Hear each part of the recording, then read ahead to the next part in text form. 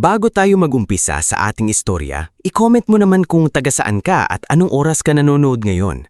Malay mo, habang nakikinig ka sa kwento ni Alvaro, may parte rito na tatama sa puso mo, lalo na kung minsan ka na ring minata, pinagtawanan o hinusgahan dahil lang sa itsura mo, trabaho mo o simpleng buhay na meron ka.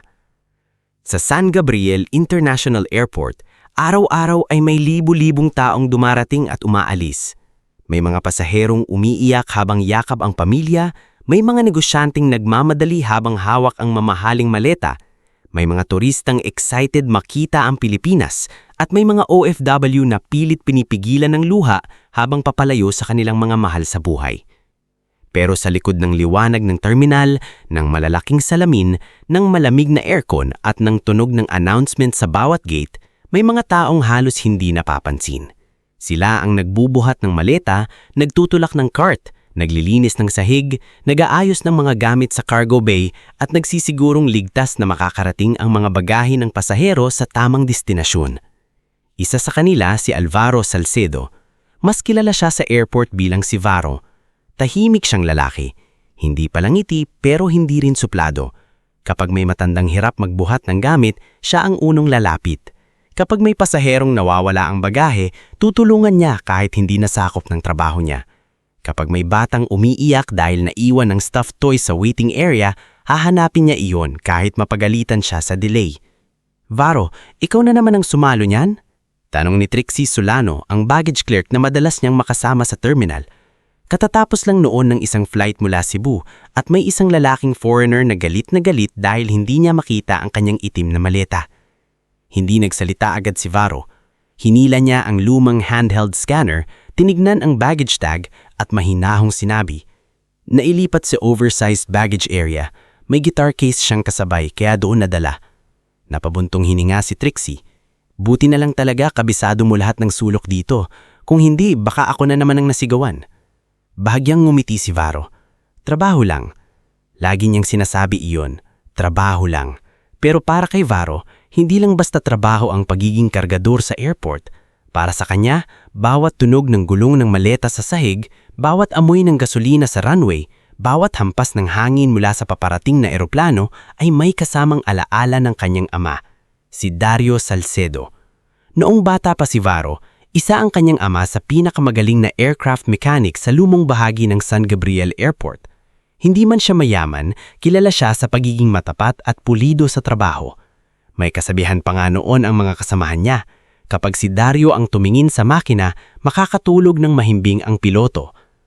Anak, sabi noon ni Dario habang nakaupo sila sa tabi ng bakod malapit sa runway, hindi mo kailangang maging mayaman para maging mahalaga. Basta gawin mo ng tama ang trabaho mo, may dignidad ka. 8 taong gulang pa lang noon si Varo. Hawak niya ang maliit na laruang eroplano na yari sa kahoy na ginawa ng kanyang ama. Sa tabi nila, nakatayo ang kanyang ina na si Nerissa, bitbit ng basket ng pandesal at kape na tinitinda niya tuwing madaling araw sa mga manggagawa sa airport. Dario, huwag mo namang masyadong seryosohin ng bata. Biro ni Nerissa habang inaayos ang buhok ni Varo. Baka bukas gusto na rin niyang maging mechanic. Tumingala si Varo sa kanyang ama. Tatay, pwede ba akong magtrabaho dito paglaki ko? Ngumiti si Dario, malapad at puno ng pag-asa. Pwede, pero sana mas mataas pa sa akin ang marating mo. Matagal na panahong naniwala si Varo na mangyayari iyon. Nag-aral siya ng mabuti. Tahimik sa klase pero laging nangunguna. Kahit sa kahirapan, nagawa siyang pag-aralin ng kanilang magulang dahil pareho silang may pangarap para sa kanya. Nais ni Nerissa na maging engineer siya. Nais naman ni Dario na balang araw ay magkaroon siya ng sariling opisina sa airport. Hindi para magmalaki, kung hindi para tumulong sa mga manggagawang hindi naririnig ang boses. Ngunit nagbago ang lahat isang maulang gabi. 13 taon na ang nakalipas. May nawawalang mamahaling aircraft parts mula sa maintenance storage. Kumalat ang balita na milyon-milyon ang halaga nito. Kinabukasan, si Dario Salcedo ang itinurong magnanakaw. Walang matinong imbestigasyon.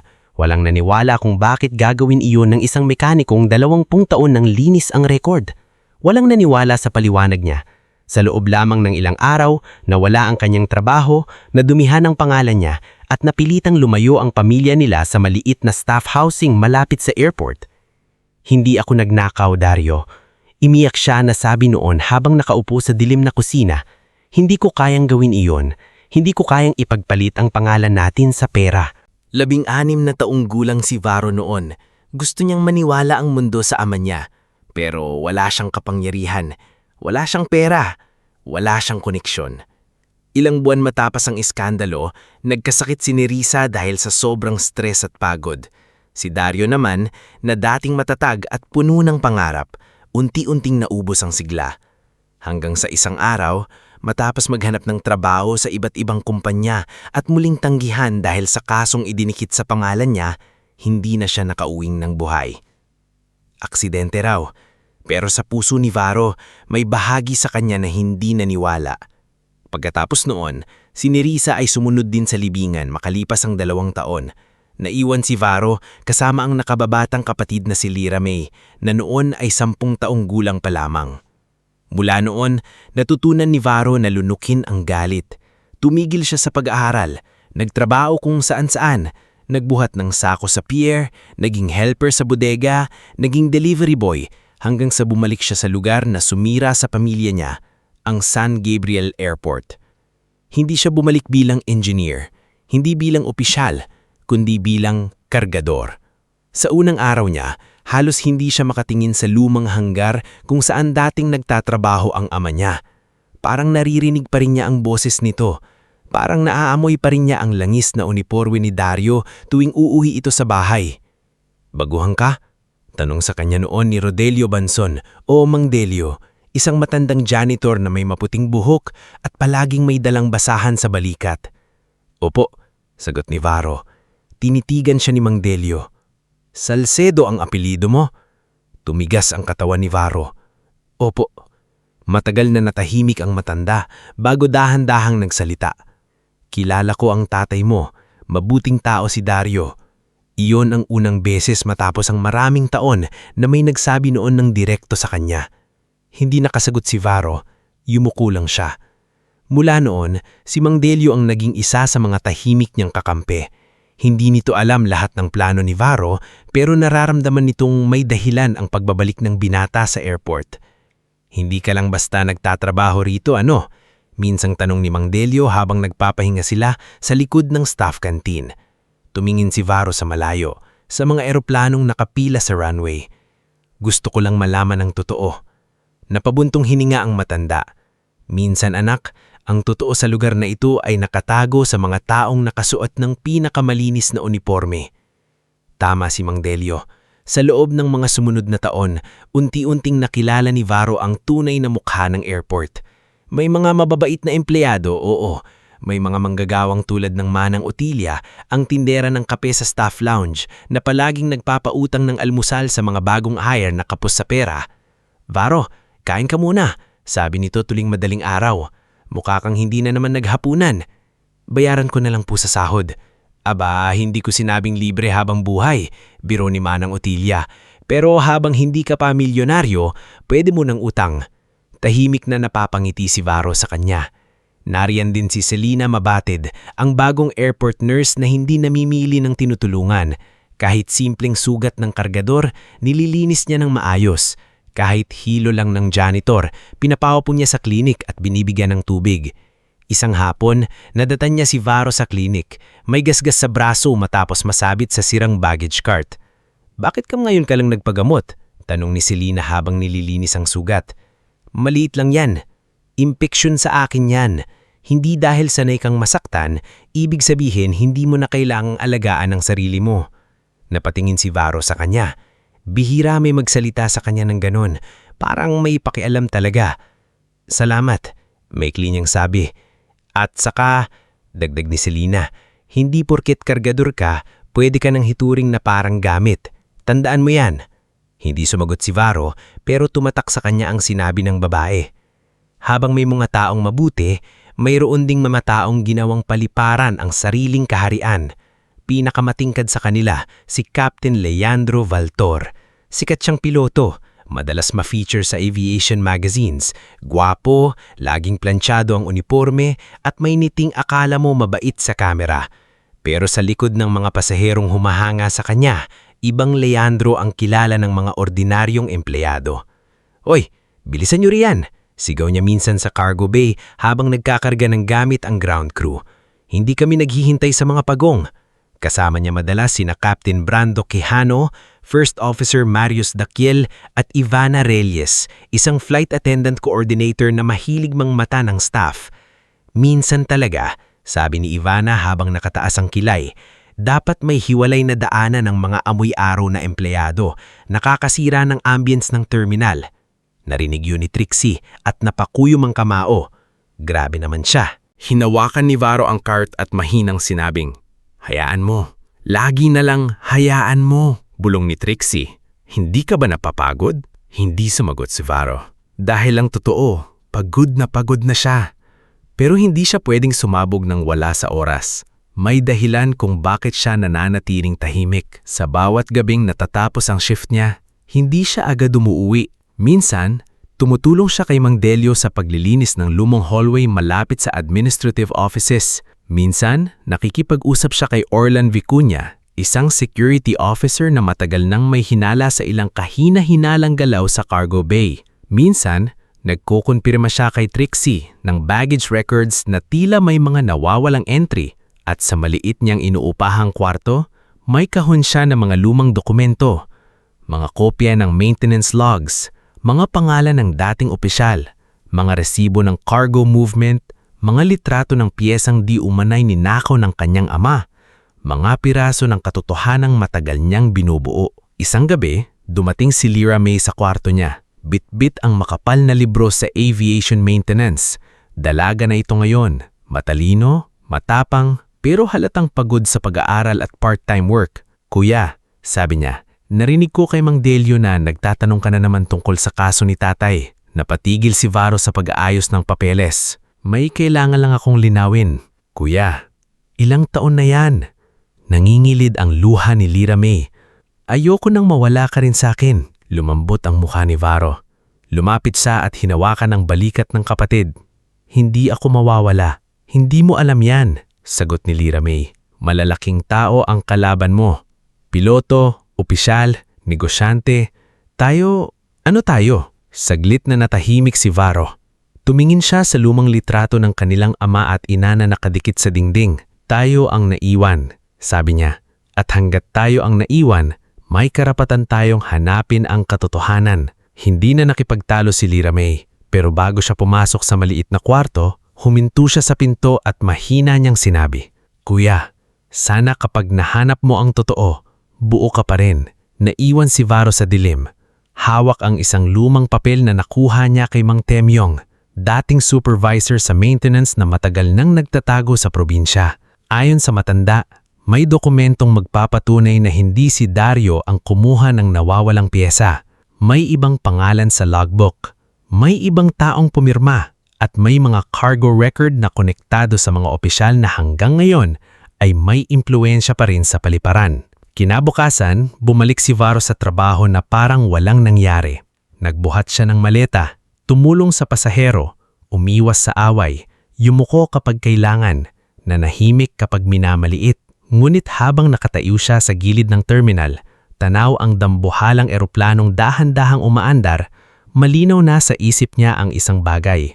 Hindi habang buhay na mananatiling nakabaon ng katotohanan, hindi habang buhay na ang pangalan ng ama niya ay dudungisan, at hindi habang buhay na ang mga taong bumubuhat sa paliparan ay mananatiling nakayuko sa mga taong akala nila dahil nasa itaas sila ng langit, ay hawak na nila ang buong mundo. Bago tayo magpatuloy sa istorya, i-comment mo naman kung taga-saan ka at anong oras ka nanonood ngayon. Dahil sa parteng ito, dito magsisimulang mabunyag na minsan, ang taong akala ng lahat ay walang laban, siya pala ang matagal nang naghihintay ng tamang oras para baguhin ang lahat. Kinabukasan matapos kausapin ni Varo ang kapatid niyang si Lyra May, mas maaga siyang pumasok sa San Gabriel International Airport kaysa sa karaniwang oras niya. Madilim pa ang paligid. Ang ilaw sa runway ay parang mga bituin na nakahanay sa lupa at ang malamig na hangin mula sa bukas na bahagi ng cargo bay ay tumatama sa kanyang muka habang bitbit niya ang lumang bag na gamit niya pa noong nagsimula siyang maging kargador. Sa loob ng bag na iyon ay hindi lamang ekstrang damit, baon at lumang guwantes ang laman.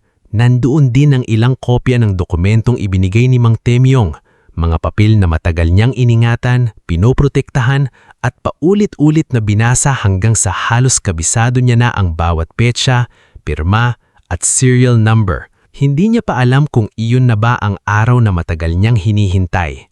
Pero may kakaibang bigat sa dibdib niya. Parang may parating na pangyayaring hindi na niya mapipigilan. Pagdating niya sa staff entrance, nadatanan niya si Mang Delio na naglalampaso sa may gilid ng hallway. Nakayuko ang matanda, ngulit nang marinig ang yabag ni Varro, agad itong tumingin. "Maaga ka ngayon," sabi ni Mang Delio. "Opot," maikling sagot ni Varro, habang inilalagay ang ID sa scanner. Pinagmasdan siya ng matanda. "May problema ba?" Saglit na tumigil si Varro. Gusto sana niyang sabihin ang tungkol sa mga dokumento, sa hinala niya, sa bigat ng mga susunod na araw. Pero pinili niyang manahimik. Hindi dahil wala siyang tiwala kay Mang Delio, kundi dahil ayaw niyang madamay ang matanda hanggat hindi pa buo ang laban. "Wala po, may charter flight lang daw mamaya, baka kailangan ng dagdag tao sa loading." Tumanggo si Mang Delio pero halatang hindi siya kumbinsido. "Varro anak, minsan ang katahimikan ng tao, mas malamas pa sa sigaw. Pero siguraduhin mong kapag nagsalita ka na, handa ka." Tumingin si Varro sa kanya. "Matagal ko na pong pinaghahandaan." Iyon lang ang sinabi niya bago siya naglakad papunta sa locker area. Sa kabilang bahagi ng airport, abala na rin si Trixie Solano sa baggage counter. May pila ng mga pasaherong maagang dumating, may batang umiiyak dahil naiwan ng laruan sa taxi, at may matandang babae na paulit-ulit na nagtatanong kung saan kukunin ng wheelchair assistance. Hindi siya makaupo kahit sandali. Ngunit nang makita niya si Varro na dumaan, tinawag niya ito. "Varro!" Huminto si Varro at lumapit. "May narinig ako sa dispatch," mahinang sabi ni Trixie habang nagpapanggap na nag-aayos ng baggage tags. "Darating mamaya ang private charter ng Valtor Air. Si Captain Leandro mismo ang piloto." Hindi kumibo si Varro, ngunit bahagyang humigpit ang hawak niya sa strap ng bag. "Kaya mag-ingat ka," dagdag ni Trixie. "Mainit ulo noon lagi, kahapon pa raw nagrereklamo sa schedule." Tumanggo si Varro. "Salamat." "Hindi, seryoso ako," sabi ni Trixie. "Alam kong sanay ka na sa insulto nila, pero iba si Leandro kapag maraming nanonood. Ginagawa niyang palabas ang pangmamaliit." Tiningnan siya ni Varro. Hindi lahat ng nanonood kakampi niya. Natahimik si Trixie sa sinabi niya. Parang may ibig sabihin iyon pero hindi niya naitanong dahil may pasaherong biglang sumingit sa counter. Pagdating ng 9:00 ng umaga, dumating ang balita na may delay sa isang medical transfer baggage, isang insulated case na may lamang sensitibong gamot para sa batang pasaherong may rare blood condition. Kailangang mailipat iyon mula sa domestic arrival papunta sa international connecting flight sa loob lamang ng maikling oras. Hindi iyon ordinaryong bagahe. Kapag na-delay o napunta sa maling storage temperature, maaaring masayang ang gamot at manganib ang buhay ng batang naghihintay sa ibang bansa. Si Varro ang tinawag ng supervisor dahil siya ang kilalang pinakamabilis at pinakamaingat sa ganitong sitwasyon. "Varro, ikaw na humawak nito," sabi ni Supervisor Berto Yelanan, isang pagod na lalaking madalas naiipit sa utos ng mga nasa itaas. "Huwag mong ipagkatiwala sa iba, may special clearance yan." Tinanggap ni Varro ang papel. "Saan ang transfer gate?" "Gate 18, pero dadaan ka muna sa secondary scan. May bagong protocol daw." Napakunot noo si Varro. Sino ang nag-utos? Hindi makatingin ng diretso si Berto. "Dispatch office," sabi ni Renzo Malagar. Narinig ni Varro ang pangalang iyon at parang may malamig na bagay na dumaan sa kanyang batok. Si Renzo ang dating operations director na matagal na niyang pinaghihinalaan. Kahit hindi na ito madalas nakikita sa terminal, may hawak pa rin itong impluensya sa ilang proseso ng cargo movement. Hindi na nagtanong si Varro. Kinuha niya ang insulated case, inilagay sa special na trolley at mabilis na tumungo sa secondary scan area. Habang nasa kalagitnaan siya ng paglilipat, biglang tumunog ang radyo ng ground crew. "Priority arrival, private charter landing in 10 minutes, clear lane near gate 16 and 17. Nagsimulang magmadali ang mga tao. May dumating na convoy ng airport vehicles, may ilang staff na naglinis ng daraanan kahit malinis na. May mga taong biglang tumuwid ang tindig parang may mahalagang bisitang parating. Hindi nagtagal, bumukas ang isang restricted access door at lumabas si Captain Leandro. Tulad ng dati, perpektong planchado ang uniforme niya. Makintab ang sapatos, nakalagay sa mukha ang kumpiyansang hindi simpleng tiwala sa sarili, kundi yabang na sanay sambahin. Kasunod niya sina Captain Brando Quijano, First Officer Marius Daquil at Ivana Reles na nakasuot ng eleganteng scarf at may hawak na tablet.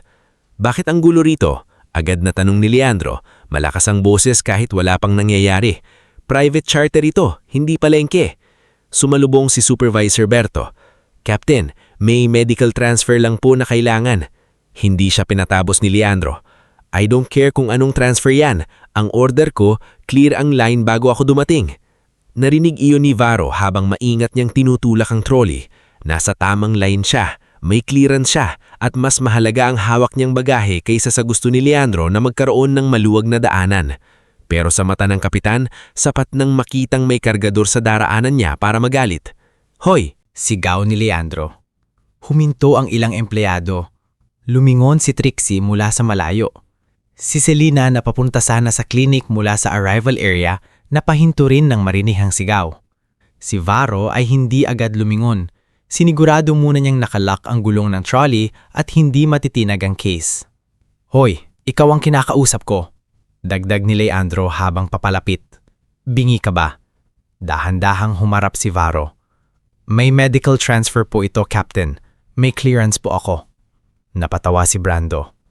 Aba, marunong sumagot? Tumingin si Ivana kay Marius at pabulong na tumawa. Parang supervisor kung magsalita. Lumapit si Leandro kay Varo. Halos isang dangkal na lang ang pagitan nila. Alam mo ba kung sino ang kausap mo? Kalmado ang mukha ni Varo. Opo, si Captain Leandro Valtor. Kung alam mo pala, bakit hindi ka tumabi?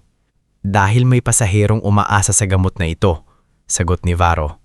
Kailangan itong makarating sa Gate 18 sa loob ng 15 minuto. Saglit na natahimik ang mga nakapaligid. May ilang empleyado ang nagkatinginan.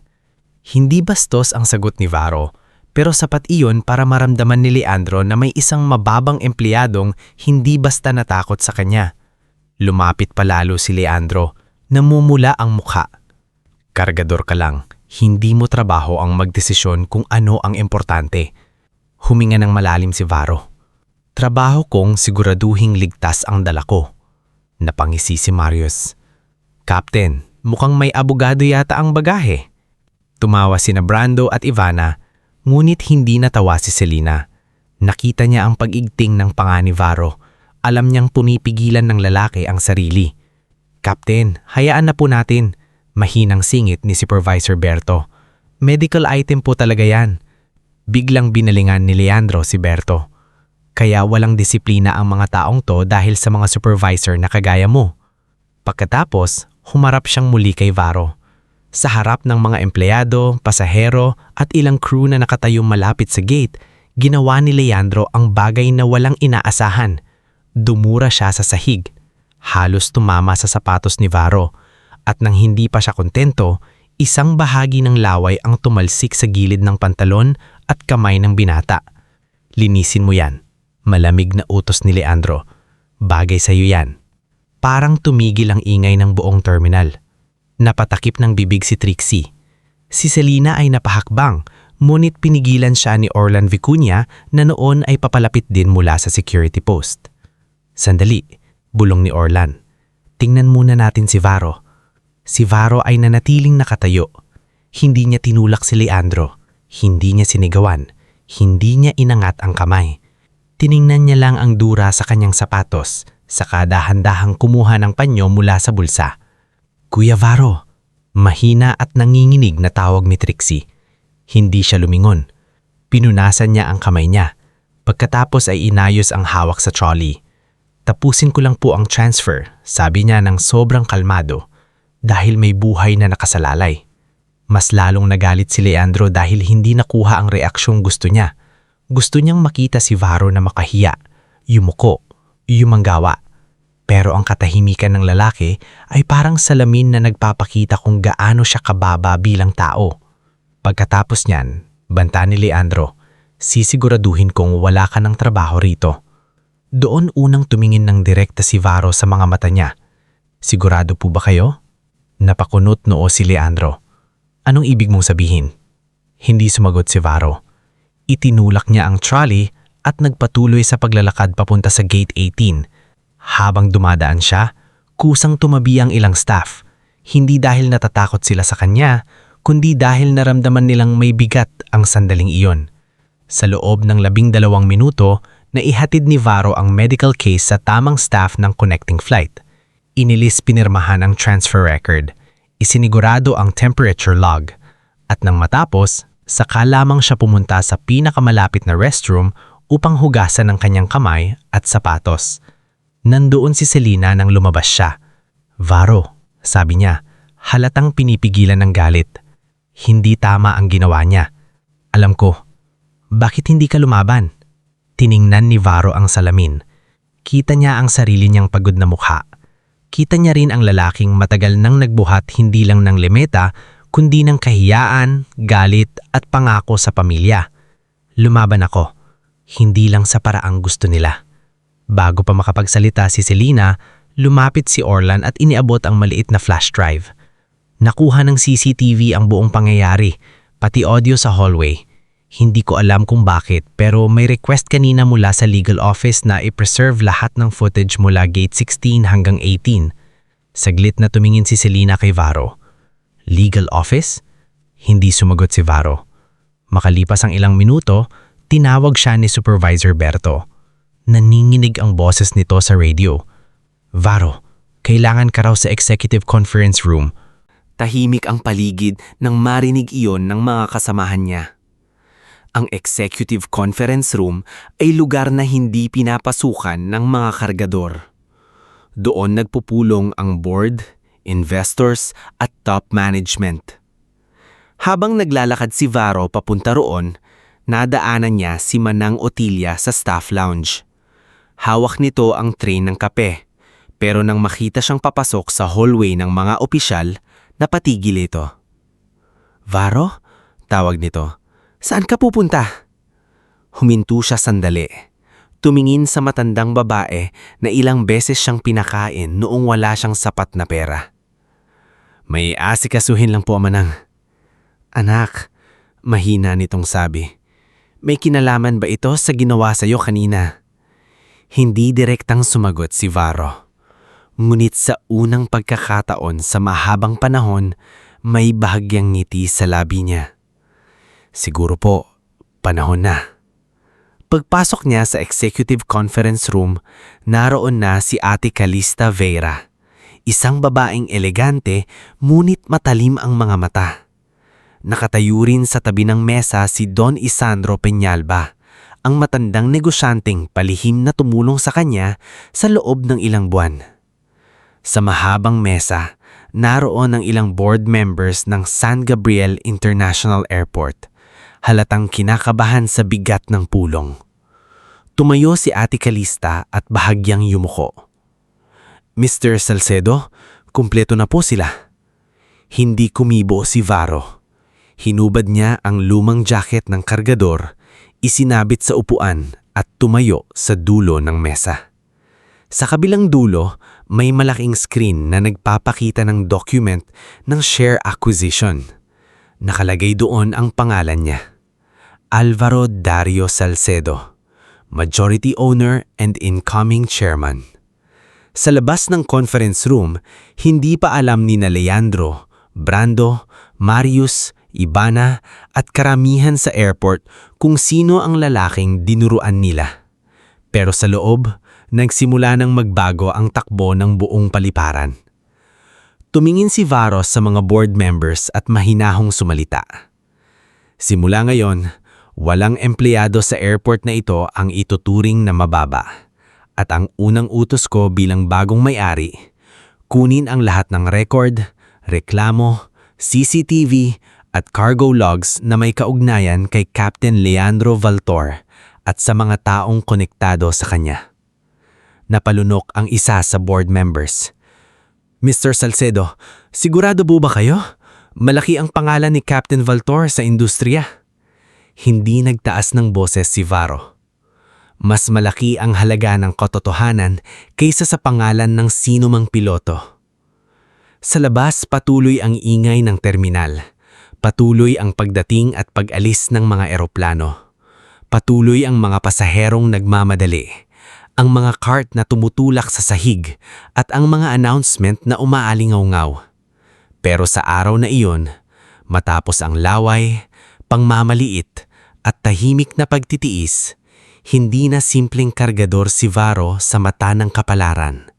Hindi pa alam ng mga nang-api sa kanya, pero ang lalaking akala nilang kayang tapakan, siya pala ang may hawak na ngayon sa buong lupang kinatatayuan nila. Bago tayo magpatuloy sa istorya, i-comment mo naman kung taga saan ka at anong oras ka nanonood ngayon. Sa parting ito, mas makikita natin na hindi lahat ng taong binigyan ng kapangyarihan ay ginagamit iyon para gumante. Minsan, ang tunay na lakas ay nasa pagpili mong ituwid ang mali kahit kaya mo nang durugin ang lahat ng nang-api sa'yo. Sa loob ng Executive Conference Room ng San Gabriel International Airport, nanatiling tahimik ang hangin matapos sabihin ni Alvaro Dario Salcedo ang unang utos niya bilang bagong may-ari. Nakatayo siya sa dulo ng mahabang mesa. Suot pa rin ang simpleng uniforme ng kargador, ngunit sa harap niya ay nakaupo ang mga taong dati ay hindi man lang siya titingnan sa mata kapag nadadaanan siya sa hallway. Ang ilan sa kanila ay board members na sanay magdesisyon tungkol sa sahod ng mga manggagawa nang hindi man lang nalalaman ang pangalan ng mga ito. Ang iba ay department heads na maraming taon nang nagbubulag-bulagan sa mga reklamong nakatambak sa Human Resources Office. Sa screen sa likod ni Ate Calista Vera, malinaw na nakalagay ang pangalan ni Alvaro bilang majority owner and incoming chairman. Hindi iyon panaginip. Hindi iyon chismis. Hindi iyon biro. Ang lalaking dinuruan sa harap ng terminal ilang oras lamang ang nakalaan. Siya na ngayon ang may pinakamalaking boses sa buong paliparan. Mr. Salcedo, maingat na sabi ni Direktora Helena Ortola, isa sa matatandang miyembro ng board. Naiintindihan namin ang bigat ng nangyari sa inyo kanina. Pero kung ang unang hakbang natin ay suspendihin agad si Captain Valtor, baka magkaroon ng backlash. Kilala siya sa industriya. Marami siyang koneksyon. Hindi nagtaas ng boses si Varo. Direktora Ortola, hindi ko siya pinapasuspende dahil dinuruan niya ako. Pinaiimbestigahan ko siya dahil may paulit-ulit na reklamo ng harassment, abuse of authority at posible ring koneksyon sa irregular cargo movement. Nagkatinginan ng ilang board members, si Attorney Calista ay tumayo at naglapag ng makapal na folder sa mesa. Sa loob ng nakaraang siyem na buwan, nakapangalap kami ng reports mula sa ground crew, baggage office, clinic at security division. Karamihan sa mga reklamong ito ay hindi na aksyonan. Ang iba ay biglang nawala sa system. Ang iba naman ay pinilit bawiin ng mga empleyado matapos silang takutin. Napalamok si Supervisor Berto Ilanan na inimbitahan din sa conference room bilang representative ng operations floor. Halatang kinakabahan siya, pero nang tumingin si Varo sa kanya, hindi pa nanakot ang nakita niya sa mga mata nito. Nakita niya roon ang isang malinaw na mensahe. Magsabi ka ng totoo at hindi ka naming iiwan. Supervisor Berto, sabi ni Varo. Alam kong matagal kang naiipit sa utos ng mga nasa itaas. Ngayon, gusto kong marinig ang totoo. May mga pagkakataon bang pinilit kang baguhin ang schedule o lane clearance para paboran ang private flights ni Captain Valtor? Namuti ang labi ni Berto. Saglit siyang tumingin sa ibang opisyal, lalo na kay Deputy Operations Head Crispin Dalmoro na tahimik lang sa isang sulok ngunit halatang hindi mapakali. Opo, mahinang sagot ni Berto. May bumuntong himinga sa mesa. Lakasan mo, sabi ni Attorney Calista, hindi marahas ngunit malinaw ang boses. Huminga ng malalim si Berto. Opo, ilang beses po. Minsan kahit may medical priority o senior passenger assistance, inuuna pa rin ang charter nila. Kapag tumututol kami, sinasabing babagsak ang performance rating namin. May mga cargo release din po na pinadadaan ng hindi dumadaan sa buong inspeksyon. Kanino galing ang utos? Tanong ni Kalista. Nag-alangan si Berto. Tumingin si Varo sa kanya. Hindi kita pinapatawag dito para ipahiya, Berto. Pinapatawag kita dahil kailangan ng matapos ang takot. Nanginig ang kamay ni Berto habang hinahawakan ng baso ng tubig. Kay Renzo Malagar po madalas. Minsan kay Captain Leandro mismo. Minsan naman may memo na galing sa office ni Deputy Dalmoro. Biglang tumayo si Crispin Dalmoro. This is ridiculous. Paano natin paniniwalaan ng isang supervisor na takot matanggal? Hindi gumalaw si Varo. Hindi siya sumigaw. Hindi niya kailangan. Umupo ka, Crispin. Sabi niya. Napatigil ang lahat. Ang simpleng utos na iyon ay hindi malakas, ngunit may bigat na hindi kayang baliwalain. Dahan-dahang naupo si Crispin, halatang napahiya. Simula ngayon, walang empleyado ang tatakutin dahil nagsabi siya ng totoo, at walang opisyal ang makakapagtago sa titulo niya. Sa labas ng conference room, kumakalat na ang balita sa buong airport. May nagsabing ipinatawag si Varo ng board. May nagsabing baka tinanggal na siya dahil sa nangyari kay Leandro. May nagsabing may malaking gulong mangyayari. Sa staff lounge, hindi mapakali si Trixie. Hawak niya ang paper cup ng kape mula kay Manang Otilia pero hindi niya mainom. Manang, bakit parang iba ang pakiramdam ko? Parang hindi si Varo ang mapapahamak ngayon.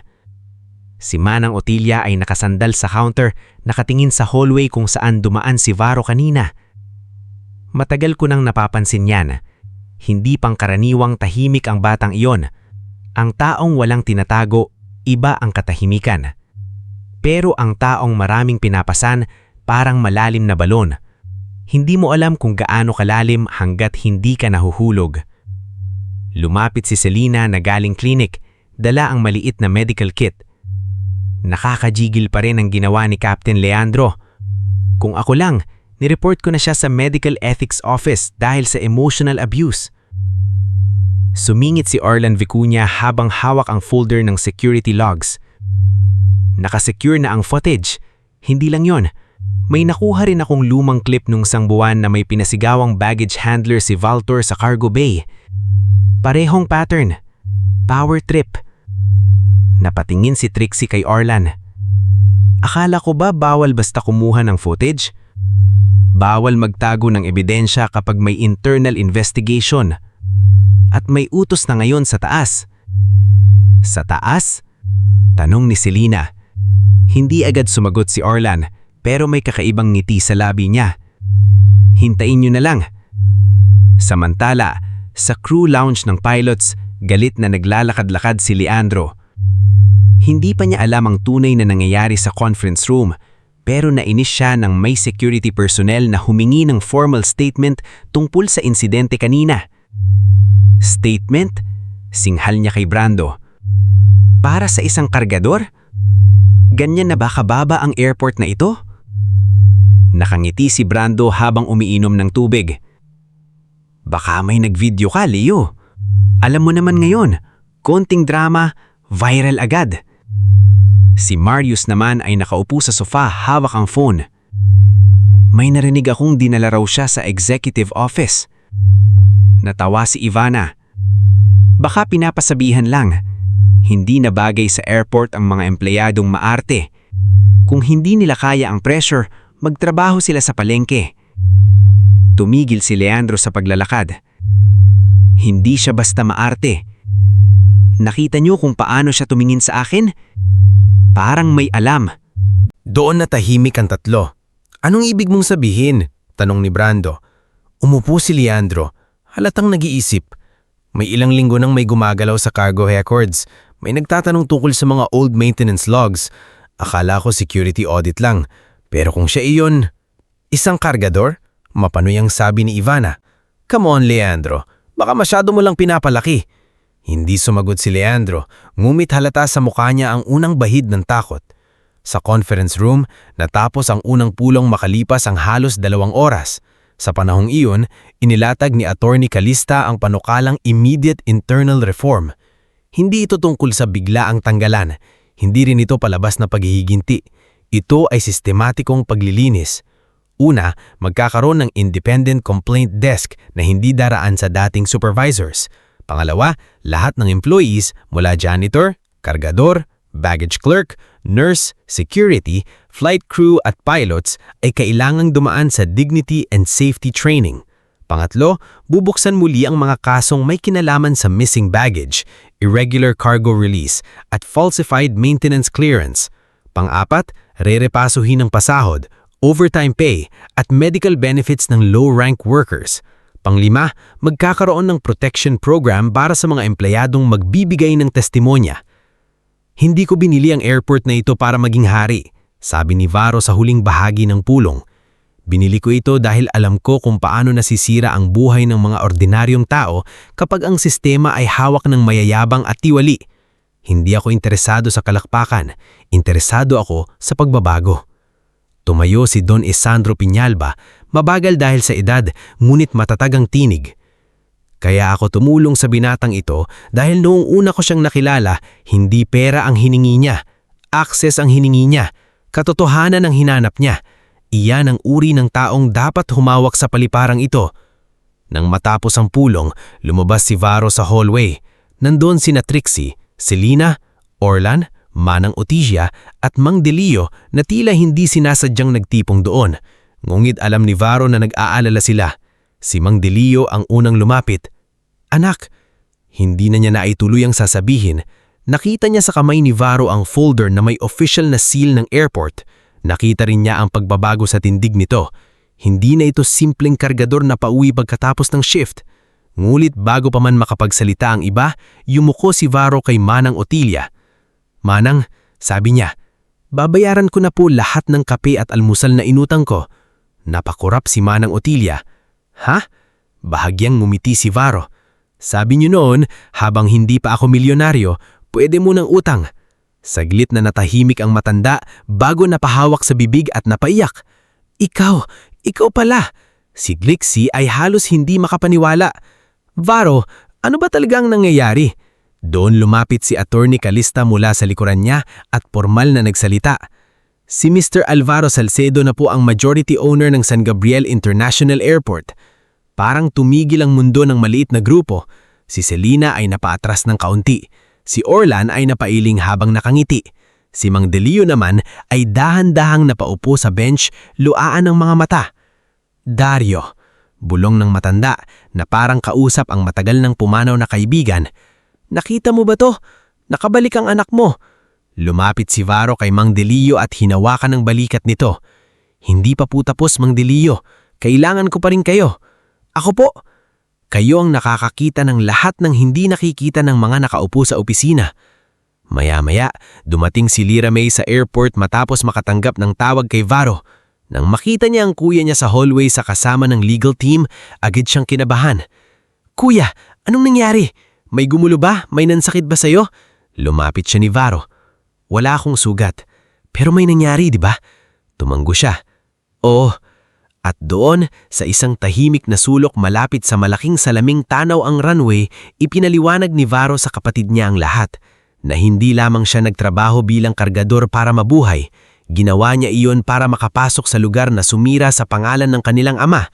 Na nakilala niya si Don Isandro noong minsan niyang ibinalik ang nawawalang briefcase ng matanda na may mahalagang kontrata. Na mula noon, tinulungan siyang mag-aral ng business operations sa gabi.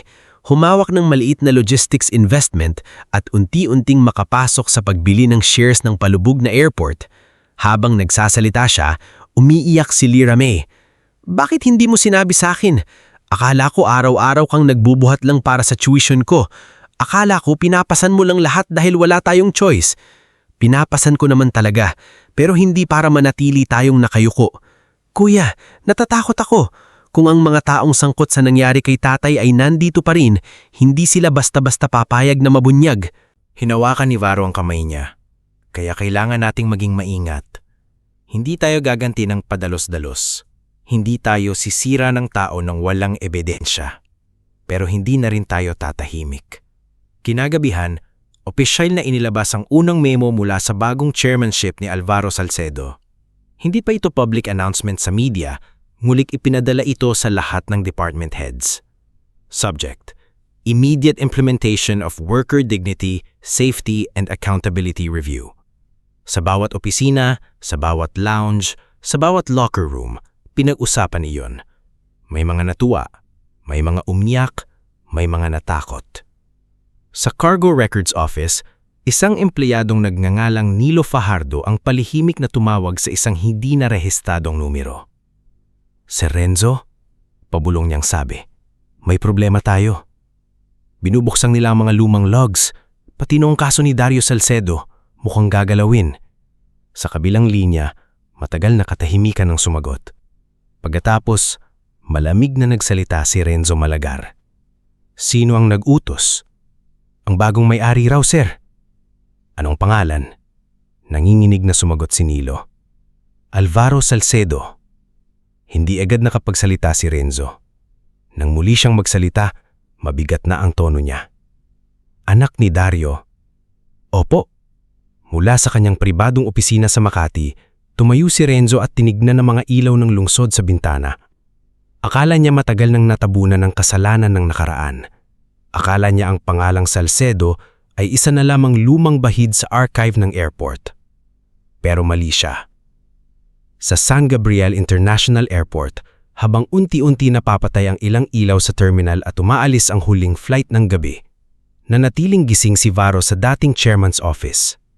Nasa harap niya ang lumang litrato ng ama niyang si Dario, ang bagong memo at ang listahan ng mga taong kailangang imbestigahan. Hindi siya nakangiti. Hindi rin siya galit na galit. Sa kanyang muka ay naroon ang bigat ng taong alam na ang laban ay nagsisimula pa lamang. Kinuha niya ang ballpen, isinulat ang pangalan ni Captain Leandro Valtor sa unang pahina ng investigation file. Kasunod ang pangalan ni Renzo Malagar at Crispin Dalmoro. Pagkatapos, tahimik niyang sinabi sa sarili, "Tatay, hindi kita ipapahiganti sa galit. Ipapahiganti kita sa katotohanan." Bago tayo magpatuloy sa storya, i-comment mo naman kung taga saan ka at anong oras ka nanonood ngayon. Sa parteng ito, mas lalalim ang laban ni Varo.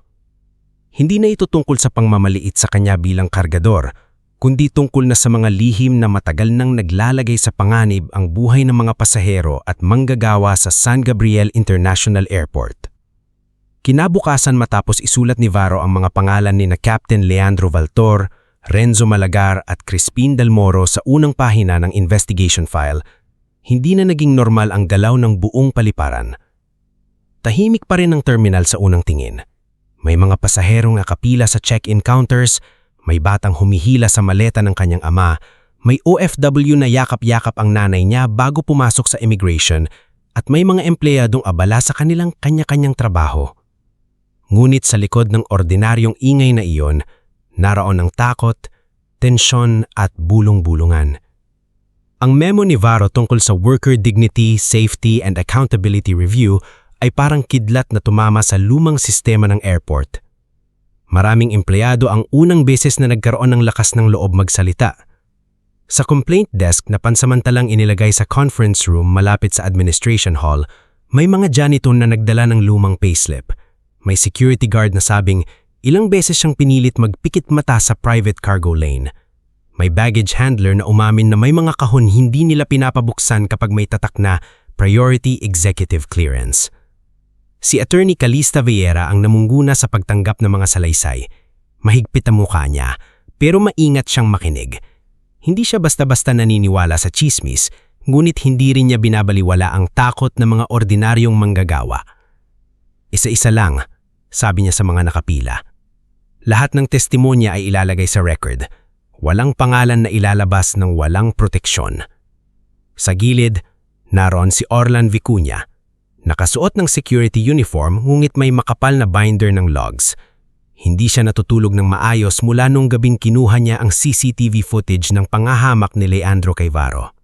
Sa bawat pahinang binubuklat niya, mas lalo niyang nakikita na matagal nang may mali.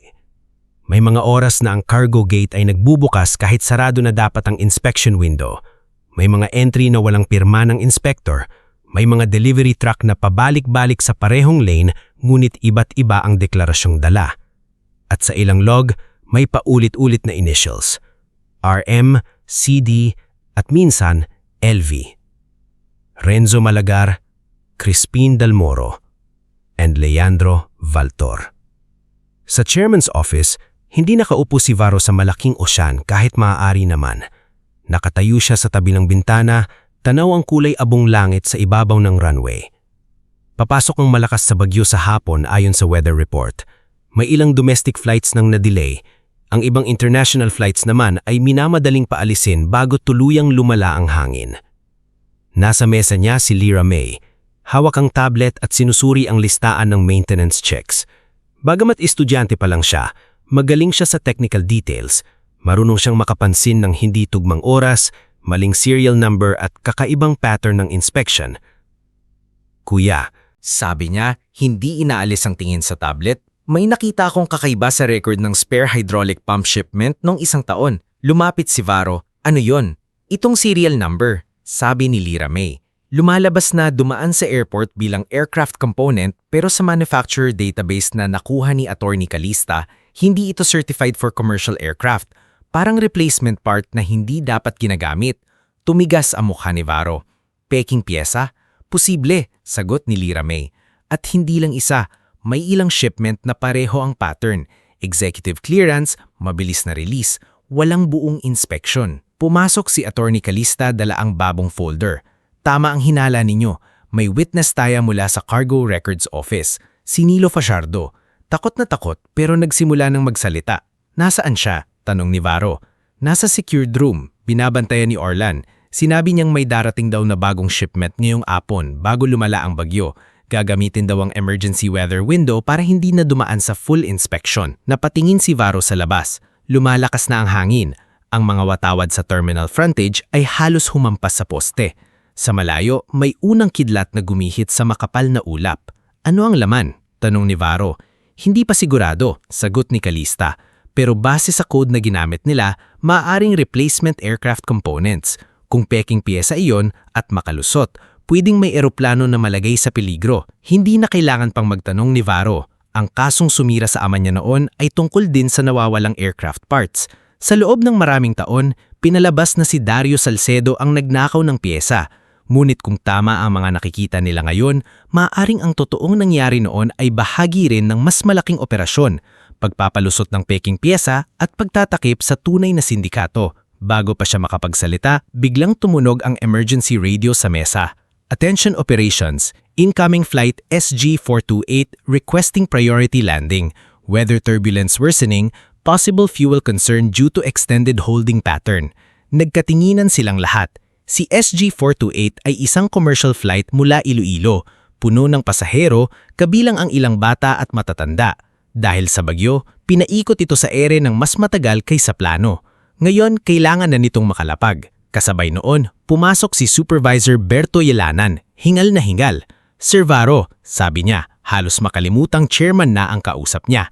May problema po sa Cargo Lane 4. May truck na pinipilit palabasin kahit naka-weather lockdown na tayo. May dala raw silang urgent aircraft equipment para sa private hangar. Sinong nag-clear? Tanong ni Varo. Napalunok si Berto. May digital approval po mula kay Deputy Dalmoro. Pero sabi ng system, naka-override gamit ang legacy access code ni Renzo Malagar. Naging mabigat ang katahimikan. Si Calista ang unang nagsalita. Eto na yon. Tumanggo si Varo. I-lock ang Cargo Lane 4. Sinubukan na po, sabi ni Berto. Pero may manual bypass sa lumang gate. Hindi gumagana ang remote lock dahil sa power fluctuation. Hindi na nagdalawang isip si Varo.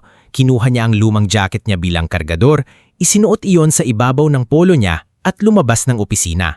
Kuya, tawag ni Lyra May. Saan ka pupunta? Sa lugar na kabisado ko. Sumunod si Calista, pero pinigilan siya ni Varo. Attorney, manatili kayo sa command center. Kailangan ko ng legal record ng lahat ng mangyayari. Lyra, Tulungan mo ang operation sa SG-428. Hanapin mo kung aling runway ang mas ligtas base sa wind shift at maintenance status. Pero kuya, kaya mo yan, sabi ni Varo, nakatingin sa kapatid. Anak ka ni Dario. Napahinto si Lyra May. Sa kabila ng kaba, tumanggo siya. Sa cargo bay, malakas na ang ulan. Ang dating pamilyar na amoy ng langis at basang simento ay bumalik sa alaala ni Varo. Ito ang mundong kinagisnan niya. Ito ang lugar kung saan siya nagbuhat, nagtiis at tahimik na nagmasdan.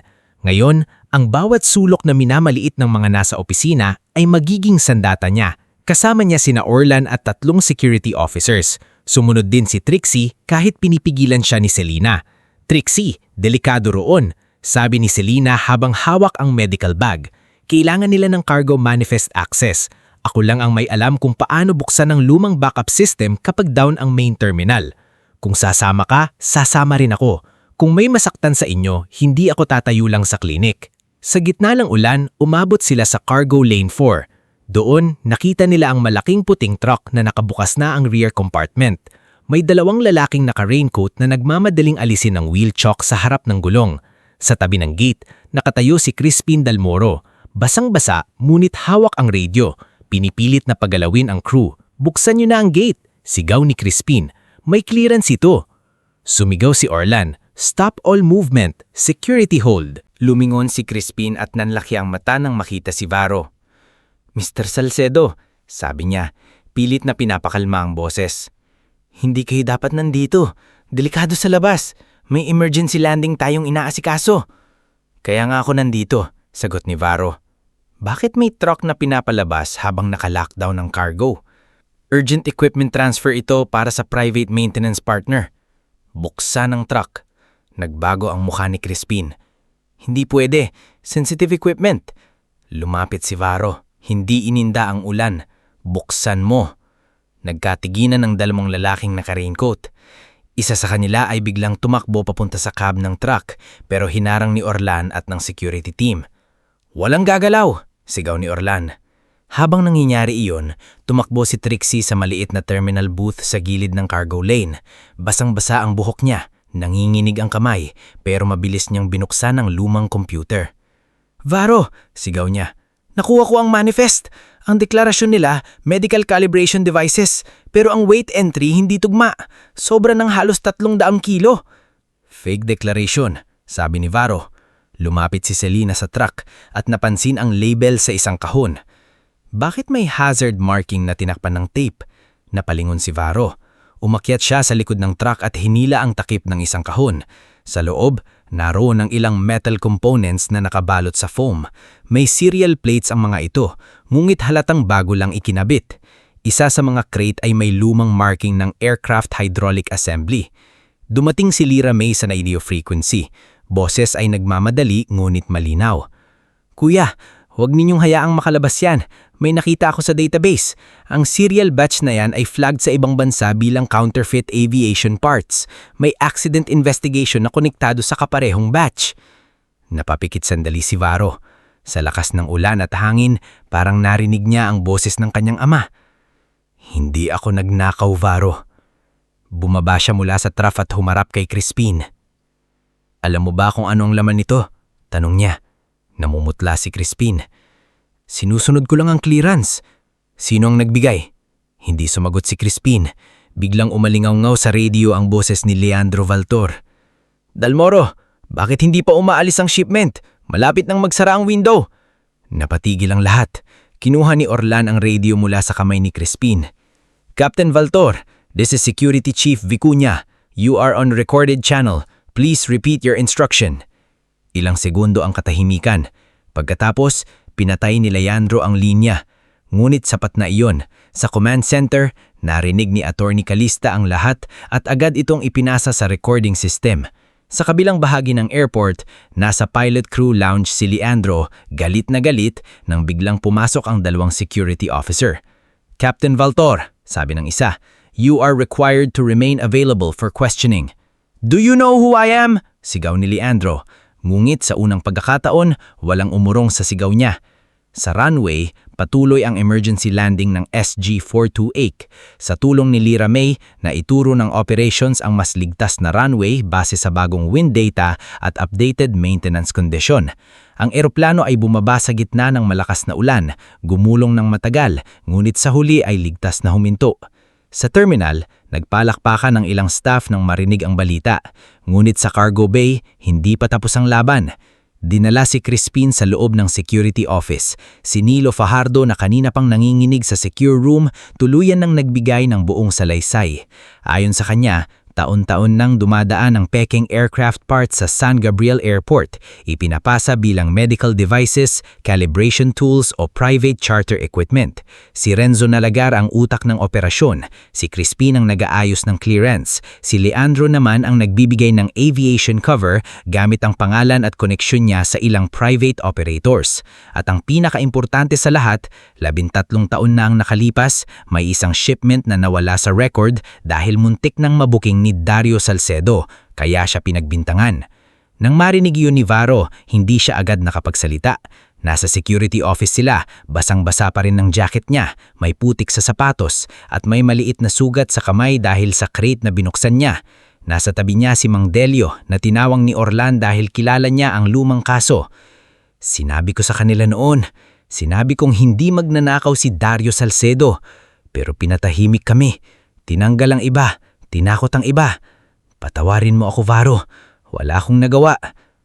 Tumingin si Varo sa matanda. Sa unang pagkakataon, kita sa mata niya ang sakit na matagal niyang itinago. Wala kayong kasalanan, Mang Delio. Pero kaibigan ko siya. At ngayon, sagot ni Varo, tutulungan niyo akong linisin ang pangalan niya. Makalipas ang ilang oras, dumating ang mga otoridad. Ang truck ay na-impound. Ang counterfeit parts ay isinailalim sa official custody. Si Crispin ay pansamantalang dinitain para sa investigasyon. Naglabas ng hold order laban kay Renzo Malagar. Si Leandro naman ay sinuspinde mula sa flight duty habang isinasailalim sa Criminal and Administrative Inquiry. Sa press briefing kinagabihan, nakatayo si Varo sa harap ng mga kamera. Ngunit hindi siya nagmukhang negosyanteng naghahanap ng papuri. Sa likod niya, naroon sina Trixie, Selena, Orlan, Mang Delio, Berto, Lyra May, Atty. Calista at ilang ordinaryong ground crew na tumulong sa gitna ng bagyo. Ngayong gabi, sabi ni Varo, may isang flight na ligtas na nakalapag dahil sa sipag ng operations team. May isang illegal shipment na napigilan dahil sa tapang ng mga empleyadong matagal nang hindi pinagkakinggan. At may isang lumang kasinungalingan na nagsisimula ng mabasag.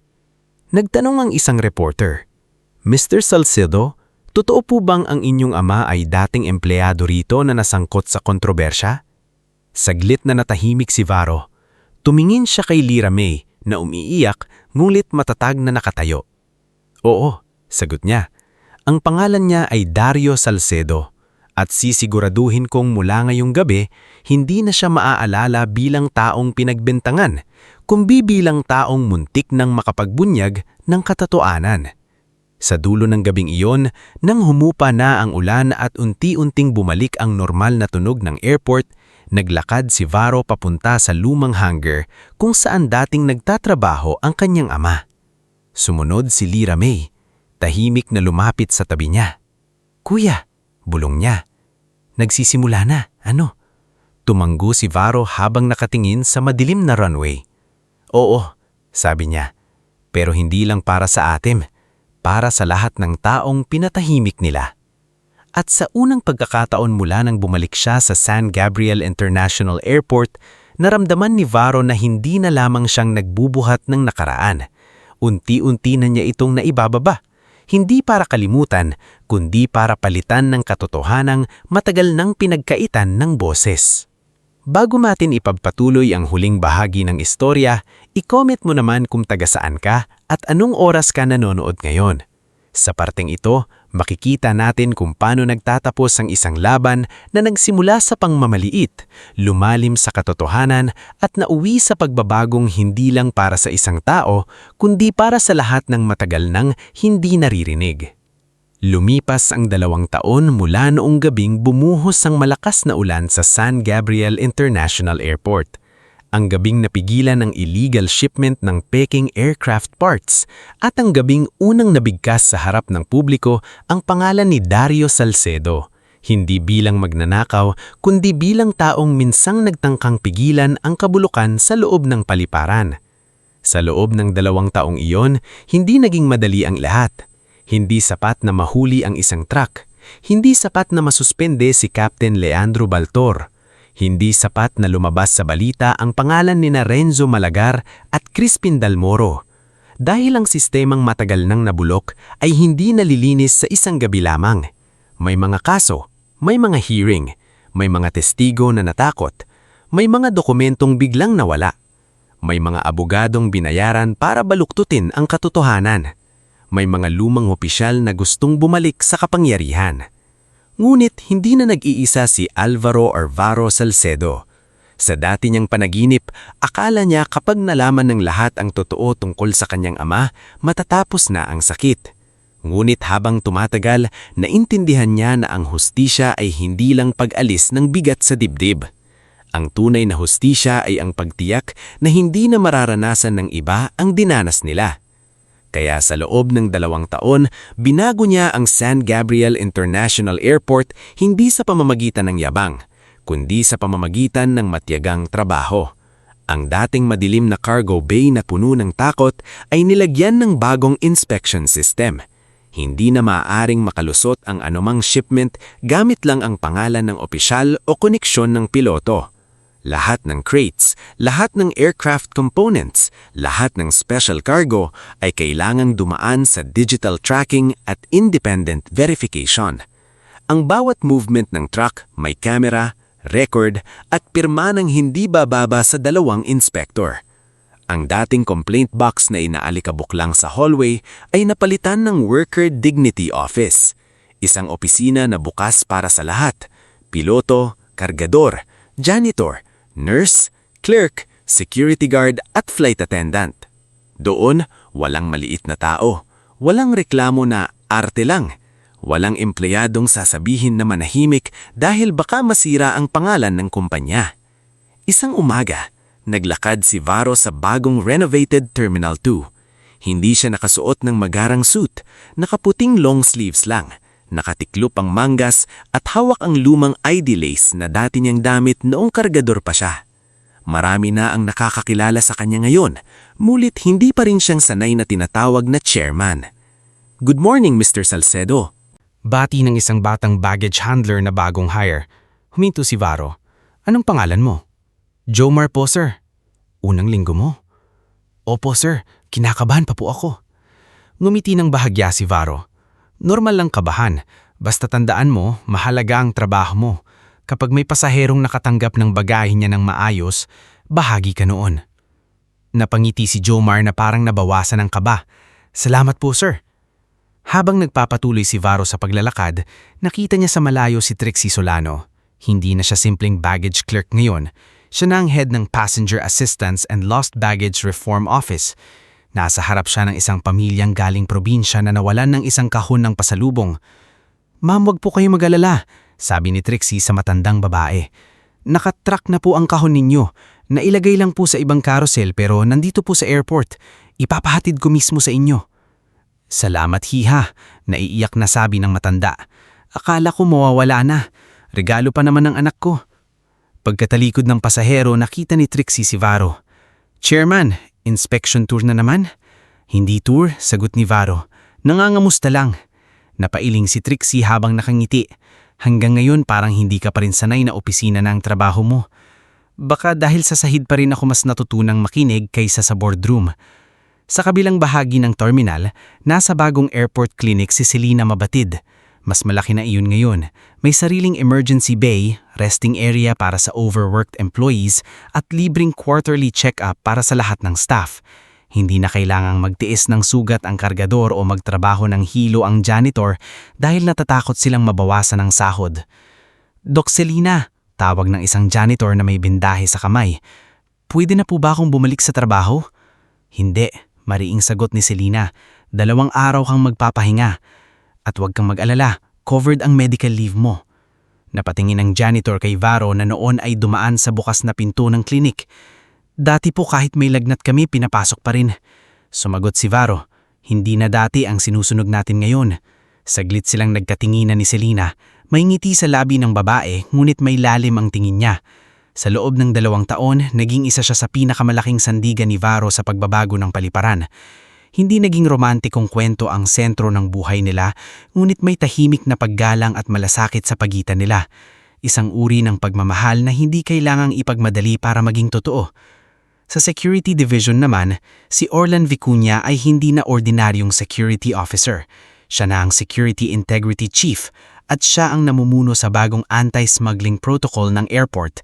Sa dingding ng kanyang opisina, nakapaskil ang isang simpleng paalala. Ang seguridad ay hindi para protektahan ang makapangyarihan. Ito ay para protektahan ang lahat. Si Manang Otilia na dating may maliit lang mesa lang sa staff lounge ay may ayos ng pwesto ngayon sa Employees Hall. Tinawag itong Otilia's Corner. Hindi ito malaking cafe, ngunit malinis, maliwanag at puno ng litrato ng mga manggagawang tinulungan niya noon pa man. Varo, tawag niya nang dumaan siya nito. Kape? May utang pa ba ako sa'yo? Biro ni Varo. Wala na, natatamang sagot ni Manang Otilia. Pero habang chairman ka, libre ka sa akin. Hindi dahil mayaman ka, kundi dahil marunong kang tumanaw ng pinanggalingan. Sa isang mesa malapit doon, nakaupo si Mang Delio. Hindi na bilang janitor na pagod at halos hindi napapansin, kundi bilang consultant ng Workers' Welfare Program. Siya ang madalas kausapin ng mga empleyadong nahihiyang dumiretso sa opisina. Siya ang tagapagsabi kay Varo kung may supervisor na bumabalik sa dating ugali, kung may manggagawang hindi nabayaran ng overtime o kung may bagong hire na inaapi ng mas mataas. Anak, sabi ng Mang Delio nang lumapit si Varo, may sulat na naman ng dating maintenance staff. Gusto nilang dumalo sa ceremony mamaya. Para kay tatay? Tanong ni Varo. Tumanggo ang matanda. Matagal din silang nanahimik, pero mayon gusto nilang sabihin ng totoo. Napalunok si Varo. Kahit 2 taon na ang lumipas, iba pa rin ang sakit kapag usapan na ang ama niya. Sa araw din na yun, nakatakda ang huling pagdinig sa kaso ni Renzo Malagar, Crispin Dalmoro, Leandro Valtor, Brando Quijano at ilang kasabwat sa operasyon ng smuggling at falsified aviation records. Hindi lahat ng sangkot ay nakulong agad, ngunit sa tulong ng testimonya ni Nilo Fajardo, CCTV records, cargo logs at mga dokumentong nakalakap ni Attorney Calista, unti-unting nabuo ang kasong matagal nilang itinago. Sa courtroom, puno ang silid ng mga dating empleyado ng airport, journalists, aviation officials at pamilya ng mga taong naapektuhan ng lumang sistema. Naroon si Varo sa unang hilera, katabi si Lira May na nayon ay ganap ng aircraft maintenance engineer. Nakasuot siya ng maayos na uniform, may ID ng Technical Safety Inspection Team at sa unang pagkakataon nakatingin siya sa courtroom ng hindi natatakot. Sa kabilang panig ng terminal, nasa bagong airport clinic si Selena Mabatid. Mas malaki na iyon ngayon, may sariling emergency bay, resting area para sa overworked employees at libreng quarterly check-up para sa lahat ng staff. Hindi na kailangang magtiis ng sugat ang kargador o magtrabaho ng hilo ang janitor dahil natatakot silang mabawasan ng sahod. Doc Selena, tawag ng isang janitor na may bendahe sa kamay. Pwede na po ba akong bumalik sa trabaho? Hindi, mariing sagot ni Selena. 2 araw kang magpapahinga. At huwag kang mag-alala, covered ang medical leave mo. Napatingin ng janitor kay Varo na noon ay dumaan sa bukas na pinto ng klinik. Dati po kahit may lagnat kami, pinapasok pa rin. Sumagot si Varo, hindi na dati ang sinusunod natin ngayon. Saglit silang nagkatinginan ni Selena. May ngiti sa labi ng babae, ngunit may lalim ang tingin niya. Sa loob ng 2 taon, naging isa siya sa pinakamalaking sandigan ni Varo sa pagbabago ng paliparan. Hindi naging romantikong kwento ang sentro ng buhay nila, ngunit may tahimik na paggalang at malasakit sa pagitan nila. Isang uri ng pagmamahal na hindi kailangang ipagmadali para maging totoo. Bulong niya. Malinis na ang pangalan ni tatay. Hindi agad nakasagot si Varo. Nanlabo ang paningin niya habang nakatingin sa sahig ng courtroom. Sa loob ng maraming taon, inakala niyang kapag dumating ang sandaling iyon, sisigaw siya, iiyak ng malakas, o makakaramdam ng ganap na ginhawa. Pero ang maramdaman niya ay tahimik na pagbagsak ng bigat mula sa kanyang dibdib.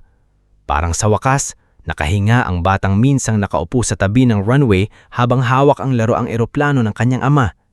Pagkalabas ng korte, maraming reporter ang lumapit sa kanya. Mr. Salcedo, ano po ang masasabi ninyo sa desisyon? Tumingin si Varo sa kamera. Sa likod niya, naroon sina Lira May, Atty. Calista, Mang Delio, Selina, Trixie, Orlan, Manang Otilie, Berto at maraming manggagawang naging bahagi ng laban.